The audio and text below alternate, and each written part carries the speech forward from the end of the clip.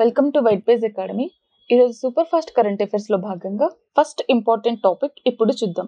ఈరోజు మన first topic అమరవీరుల దినోత్సవం. దీనినే షాహిద్ దివాస్ అని కూడా అంటారు. ఈ షాహిద్ దివాస్ని ఏ రోజున జరుపుకుంటారు? ప్రతి సంవత్సరం ఈ అమరవీరుల దినోత్సవాన్ని మార్చి 23న జరుపుకుంటారు. ఎందుకోసం ఈ దినోత్సవాన్ని జరుపుకుంటారంటే అమరులైన భగత్ సింగ్, సుఖ్దేవ్ మరియు రాజ్గురులను వీరి ముగ్గురిని 1931 మార్చి 23న లాహోర్ జైల్లో ఉరిశిక్ష విధించారు. వీరి త్యాగం స్వతంత్ర ఉద్యమానికి మరింత బలాన్నిచ్చింది. భగత్ సింగ్ 1924 కాన్పూర్లో ఏర్పాటు చేసిన హెచ్ఆర్ఏలో సభ్యుడిగా చేరాడు. హెచ్ఆర్ఏ అంటే హిందుస్థాన్ రిపబ్లిక్ అసోసియేషన్. ఈ హెచ్ఆర్ఏ 1928లో హెచ్ఎస్ఆర్ఏగా ఏర్పాటు చేయబడింది. హెచ్ఎస్ఆర్ఏ అంటే Hindustan socialist republic association. Bhagat సింగ్కి స్ఫూర్తినిచ్చిన వ్యక్తి ఎవరు అంటే కర్తాల్ సింగ్. ఈ కర్తాల్ సింగ్ ఎవరు అంటే గదర్ పార్టీకి చెందిన వ్యక్తి. గదర్ పార్టీని ఎవరు స్థాపించారంటే లాల్ హరిదయాల్. ఏ ఇయర్లో స్థాపించారంటే 1913. ఎక్కడ స్థాపించారంటే శాన్ ఫ్రాన్సిస్కో. ఈ గదర్ పార్టీలో చేరిన తొలి తెలుగు వ్యక్తి ఎవరు అంటే దర్శి చెంచయ్య. నెక్స్ట్ టాపిక్ 59వ జ్ఞాన్పీఠ్ 2024 పౌర పురస్కార గ్రహీతగా ఎవరు ఎంపికయ్యారు? 59వ జ్ఞాన్పీఠ్ 2024 పౌర పురస్కార గ్రహీతగా హిందీ రచయిత అయిన వినోద్ కుమార్ శుక్లా. ఇతను మొదటి ఛత్తీస్గఢ్ రచయితగా ఎంపికయ్యారు. సాహిత్య రంగంలో ఇచ్చే ప్రతిష్టాత్మకమైన పౌర పురస్కార అవార్డుకు ఇతను ఎంపికయ్యారు. ఈ జ్ఞాన్పీఠ్ అవార్డు ఏ సంవత్సరంలో ప్రారంభమైందంటే 1961. దీనిని ఏ సంస్థ ఇస్తుందంటే జ్ఞాన్పీఠ్ ఫౌండేషన్.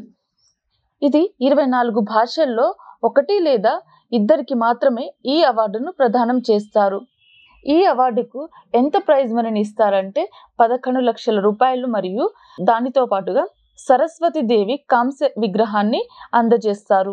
58వ జ్ఞాన్పీఠ్ గ్రహీత ఎవరు అంటే 2023లో సాంస్క్రిట్ విభాగానికి చెందిన వ్యక్తి అయిన జగద్గురు రామ్ భద్రాచార్య మరియు ఉర్దూ విభాగంలో గుల్జార్ లాల్ ఈ అవార్డును అందుకున్నారు.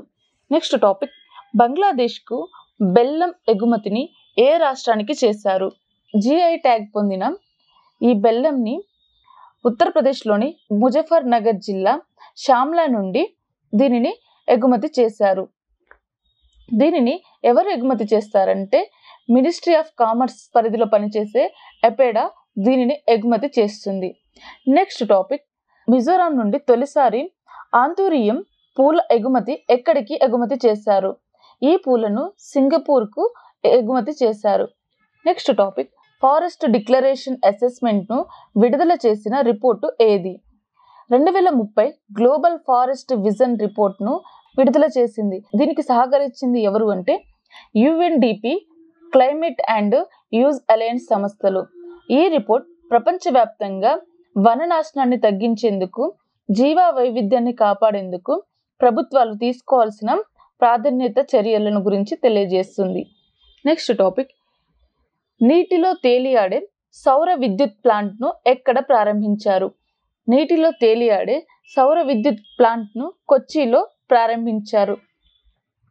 దీనిని 8 ఎకరాల విస్తీర్ణంలో వర్షం నీటితో ఏర్పడిన చెరువులో 32 మెగావాట్ల ప్లాంట్లను నిర్మించారు.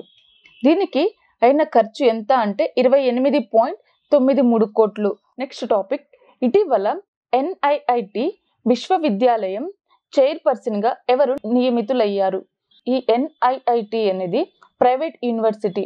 ఈ యూనివర్సిటీ ఎక్కడ ఉందంటే రాజస్థాన్. దీని యొక్క చైర్పర్సన్గా ఎవరు నియమితులయ్యారంటే అమితాబ్ కాంత్.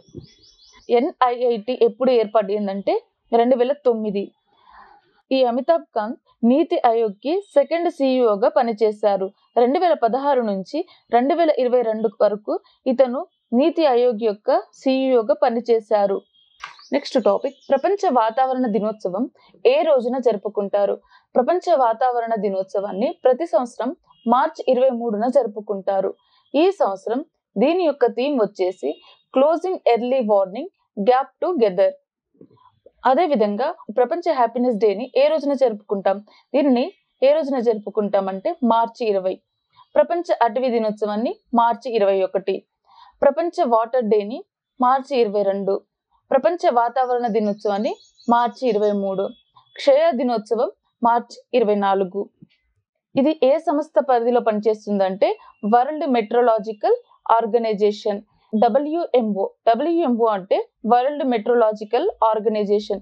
ఈ WMO ఎప్పుడు ఏర్పడిందంటే 1950 మార్చి 23న.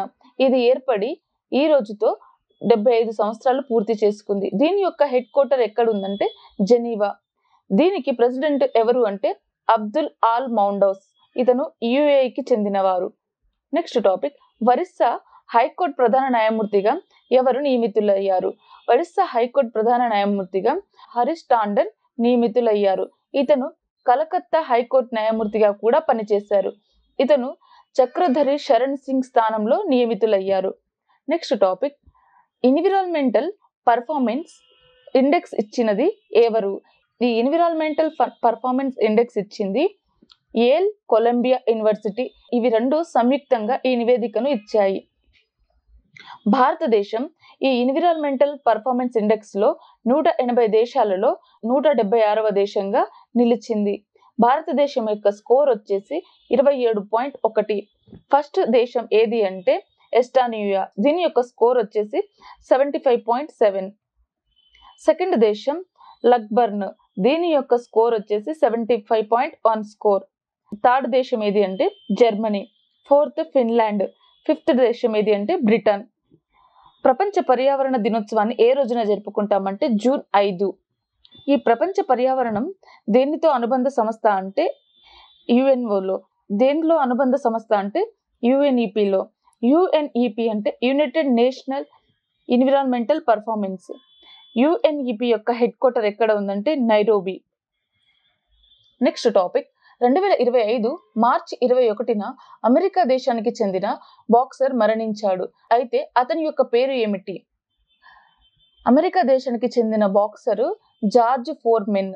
ఇతను 1968 మెక్సికో ఒలింపిక్స్ లో బాక్సింగ్ లో గోల్డ్ మెడల్ ను గెలుపొందాడు. ఇతను 1997లో తన బాక్సింగ్ కెరియర్ కి రిటైర్మెంట్ ను ప్రకటించారు. నెక్స్ట్ టాపిక్, నమీబియా మొట్టమొదటి మహిళా అధ్యక్షురాలుగా ఎవరు నియమితులయ్యారు? నమీబియాకి 5వ మొట్టమొదటి మహిళా అధ్యక్షురాలుగా నెటుంబో నాండి నియమితులయ్యారు. ఏ తేదీన ఈమె నియమితులయ్యారంటే మార్చి 21న. నమీబియా రాజధాని ఏది అంటే విండ్ హోక్. ఈమె నెటుంబో నాండి 2015-24 నమీబియాకి డిప్యూటీ ప్రైమ్ మినిస్టర్ గా పనిచేశారు.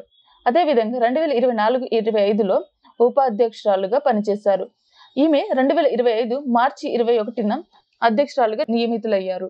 నెక్స్ట్ టాపిక్, ఆపరేషన్ గరుడ ఎక్కడ ప్రారంభమైంది? ఈ ఆపరేషన్ గరుడ ఏపీ రాష్ట్రంలో ప్రారంభమైంది. దేనికోసం అంటే డ్రగ్స్, మెడికల్ షాప్ లో విక్రయిస్తున్న నిద్ర మాత్రలు మరియు గంజాయి వంటి వాటి కోసం ఈ ఆపరేషన్ గరుడను ఏర్పాటు చేశారు. నెక్స్ట్ టాపిక్, ఉత్తరప్రదేశ్లోని మొదటి అణు విద్యుత్ ప్రాజెక్టును ఏ రాష్ట్రంలో ఏర్పాటు చేస్తున్నట్లు ప్రభుత్వం ప్రకటించింది? హర్యానాలోని గోరఖ్పూర్లో భారతదేశపు తొలి అణు విద్యుత్ ప్రాజెక్టును ప్రభుత్వం ఏర్పాటు చేస్తున్నట్టు ప్రకటించింది. దీనిని ప్రకటించింది ఎవరు అంటే కేంద్ర మంత్రి అయిన జితేందర్ సింగ్. దీని యొక్క లక్ష్యం ఏంటి అంటే భారతదేశ అణుశక్తి విస్తరణ మరియు స్వేచ్ఛ. హర్యానాకి సీఎం ఎవరు అంటే నయాబ్ సింగ్ సహాని. హర్యానా యొక్క గవర్నర్ వచ్చేసి ఎవరు అంటే బండారు దత్తాత్రేయ. నెక్స్ట్ టాపిక్, ఐక్యరాజ్య సమితి ప్రపంచ నీటి అభివృద్ధి నివేదిక 2025 ప్రచురించిన సంస్థ ఏది? దీనిని ప్రచురించిన సంస్థ ఏది అంటే యునెస్కో. యునెస్కో అంటే united nations educational, scientific and cultural organisation.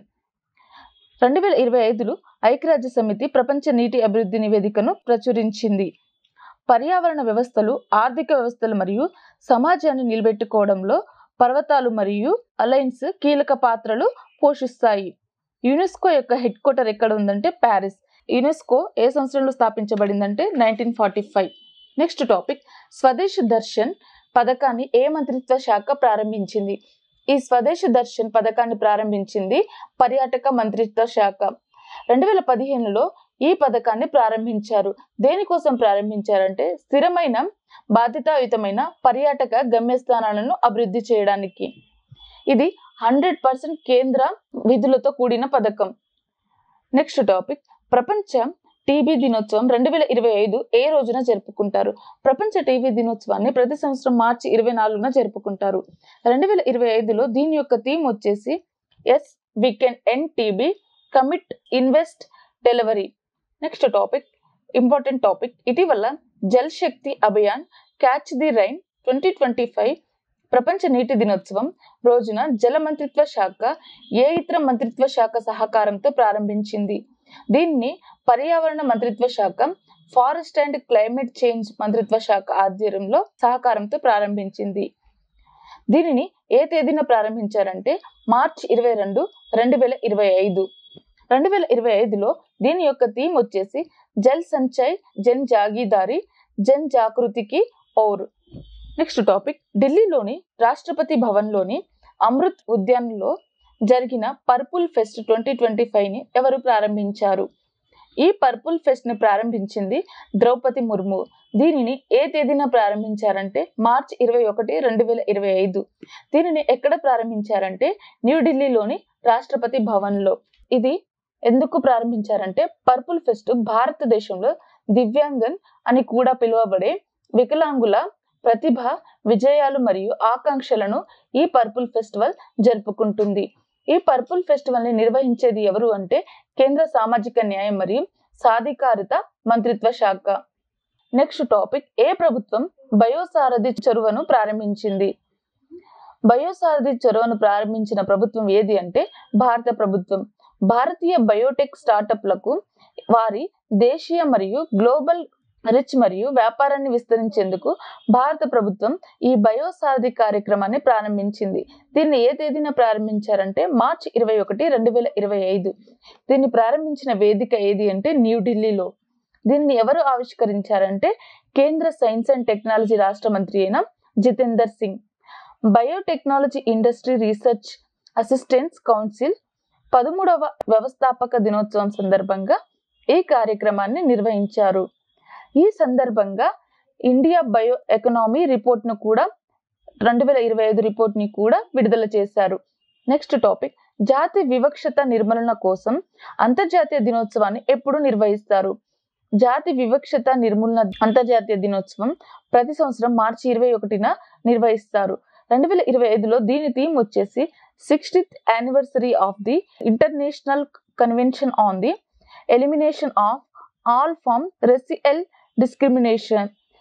Next topic, Potti Sriramulu 58 అడుగుల విగ్రహాన్ని అమరావతిలో ఏర్పాటు చేయనున్నట్లు ఇటీవల ఏ రాష్ట్రం ప్రకటించింది? దీన్ని ప్రకటించిన రాష్ట్రం ఏది అంటే ఆంధ్రప్రదేశ్. దీనిని ఆంధ్రప్రదేశ్ ముఖ్యమంత్రి అయిన చంద్రబాబు నాయుడు ప్రకటించారు. మద్రాస్ ప్రెసిడెన్సీ కింద తెలుగు మాట్లాడే రాష్ట్రాన్ని ప్రత్యేకంగా కోరుతూ 1952 అక్టోబర్ 19 నుంచి డిసెంబర్ 15, 16 వరకు పొట్టి శ్రీరాములు చేసిన 58 రోజుల నిరాహార దీక్ష రాష్ట్ర సాధనలో కీలక పాత్ర పోషించింది. నెక్స్ట్ టాపిక్, బీహార్లో 113వ వ్యవస్థాపక దినోత్సవాన్ని ఏ తేదీన జరుపుకుంటారు? బీహార్ డేని ప్రతి సంవత్సరం మార్చి 22న జరుపుకుంటారు. మార్చి 22, 1912 బీహార్ బెంగాల్ ప్రావిన్సీ నుండి విడిపోయి స్వతంత్ర ప్రావిన్సీగా స్థాపించబడింది. ఇంతకు ముందు బీహార్ బెంగాల్ ప్రెసిడెన్సీలో భాగం. ఇప్పుడు బెంగాల్ ప్రెసిడెన్సీలో ప్రస్తుతం ఉన్న రాష్ట్రాలు ఏవి అంటే జార్ఖండ్, ఒడిస్సా మరియు పశ్చిమ బెంగాల్. బ్రిటిష్ ప్రభుత్వం స్వపరిపాలన సౌలభ్యం కోసం ప్రత్యేకంగా రాష్ట్ర హోదాను ఇచ్చింది. నెక్స్ట్ టాపిక్, జాతీయ ఖోఖో ఛాంపియన్షిప్ ఏ రాష్ట్రంలో నిర్వహించబడుతుంది? జాతీయ ఖోఖో ఛాంపియన్షిప్ ను ఒడిస్సాలోని పూరిలో నిర్వహించబడుతున్నారు. ఏ తేదీన అంటే మార్చి 31 నుండి ఏప్రిల్ 5 వరకు. దీని యొక్క ఎడిషన్ వచ్చేసి 30వ ఎడిషన్. ఇందులో ఎన్ని టీమ్స్ పాల్గొంటున్నాయి అంటే 74 టీమ్స్. లాస్ట్ టాపిక్, ఏ దేశ సైన్యం దాని రాజధాని ఖార్టూమ్లో ప్రెసిడెన్షియల్ ప్యాలెస్ పై పూర్తి నియంత్రణను తీసుకుంటుంది? ఏ దేశం తీసుకుంది అంటే సుడాన్. పారామిలిటరీ ర్యాపిడ్ స్పోర్ట్స్ ఫోర్స్తో నెలల తరబడి తీవ్ర ఘర్షణ తర్వాత సుడాన్ సైన్యం ఖార్టూమ్లోని అధ్యక్ష భవనంపై పూర్తి నియంత్రణను తీసుకుంది. సో ఇది ఈ రోజు యొక్క కరెంట్ అఫైర్స్ క్లాస్. ఈ రోజు క్లాస్కి సంబంధించిన పీడిఎఫ్ యాప్లో ఉంది, డౌన్లోడ్ చేసుకోండి. వీడియోని లైక్ చేయండి, షేర్ చేయండి. Thank you.